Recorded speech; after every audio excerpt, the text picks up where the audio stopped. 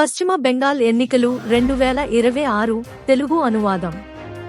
పశ్చిమ బెంగాల్ అసెంబ్లీ ఎన్నికలు 2026లో భాగంగా తొలి దశ ఓటింగ్ పూర్తయింది.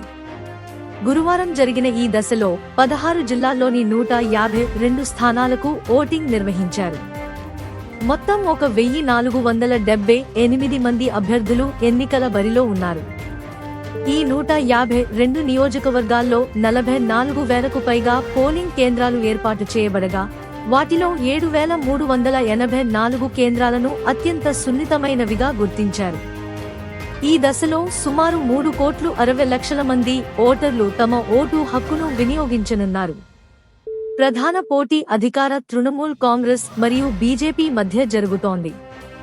మొత్తం 44,376 బూత్లలో ఓటింగ్ జరుగుతుండగా, అందులో దాదాపు 3,000 సహాయక బూత్లు ఉన్నాయి. 5,444 బూత్లను మహిళలు నిర్వహించనున్నారు.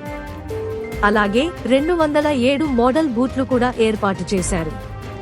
పశ్చిమ బెంగాల్ అసెంబ్లీ ఎన్నికల రెండో దశ ఓటింగ్ వచ్చే బుధవారం జరగనుంది.